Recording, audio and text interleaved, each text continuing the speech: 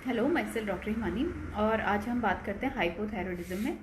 तो under active thyroid इसे हम कहते हैं, और इसमें क्या होता है कि मेटाबॉलिज्म स्लो हो जाता है। काफ़ी कॉमन डिसऑर्डर है और काफ़ी सारे पेशेंट्स इसके आते हैं हाइपोथायरॉयडिज्म के, स्पेशली फीमेल्स। और इसमें होता क्या है कि थायराइड अंडर फंक्शनिंग हो जाता है, तो थायराइड हार्मोन कम रिलीज़ होते हैं, इसकी वजह से टीएसएच बढ़ जाता है।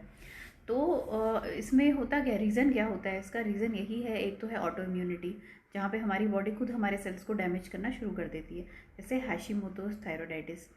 या फिर हो सकता है आयोडीन की कमी से, आयोडीन डेफिशिएंसी वाला हो सकता है, प्रेगनेंसी के बाद हो सकता है, पोस्टपार्टम के बाद हो सकता है, या फिर कुछ लोग कुछ मेडिसिन लेते हैं जैसे लिथियम, एमियोडोरन, जो हार्ट से रिलेटेड कुछ मेडिसिन होती हैं, उनकी वजह से भी हो जाता है। और इसके अलावा जो रेडिएशन थेरेपी ले रहे हैं, या थायराइड का जिन्होंने कोई इस तरह की सर्जरी करवाई है, उसकी वजह से भी अंडर फंक्शनिंग हो सकता है।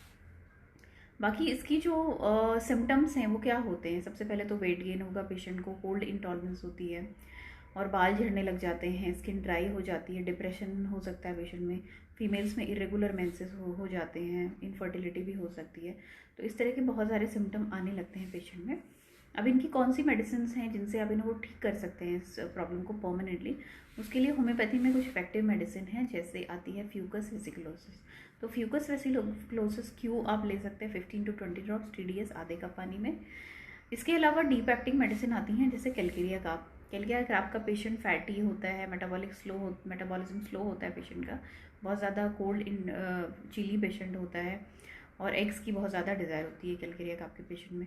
इसके अलावा सीपिया है। सीपिया फीमेल्स की बहुत ही इंपॉर्टेंट मेडिसिन है, जहाँ पे इस तरह के थायराइड डिसऑर्डर्स होते हैं, इरेगुलर मेंसेस होते हैं, डिप्रेशन वाले सिम्टम आते हैं, तो आप सीपिया दे सकते हैं। इसी तरह से नेट्रोम्यूर का पेशेंट होता है। नेट्रोम्यूर का पेशेंट में क्या होता है, ग्रीफ होता है, और इस तरह की थायराइड वाली प्रॉब्लम आएंगी, मेटाबॉलिज्म स्लो हो जाएगा, तो पेशेंट को आप नेट्रोम्यूर भी दे सकते हैं। और भी डीप एक्टिंग मेडिसिन होती हैं, जैसे थायरॉयडिनम है। थायरॉयडिनम का पेशेंट में भी मेटाबॉलिज्म स्लो हो जाता है, पेशेंट ओबीज हो जाएगा, और इसके साथ साथ उसको जो भी थायराइड के कॉमन सिम्टम्स हैं वो मिलेंगे।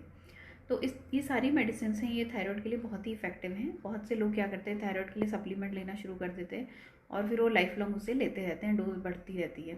लेकिन होम्योपैथी में क्या होता है कि थायराइड का जो जो अंदरूनी इशू है, क्यों हो रहा है, उसको रूट कॉज में ट्रीट करके आप परमानेंटली ठीक कर सकते हैं, और बिना किसी साइड इफ़ेक्ट्स के। और आप जब भी कोई मेडिसिन लेते हैं, कोई सी भी, चाहे होम्योपैथी हो या कोई सी भी मेडिसिन हो, हमेशा डॉक्टर से कंसल्ट करके लें, अपने आप से ना लें। और अगर आपको कोई डाउट है तो आप यहाँ पे कमेंट कर सकते हैं, टेक्स्ट कर सकते हैं, या कंसल्टेशन के लिए आप मुझे व्हाट्सएप कर सकते हैं। Thank you.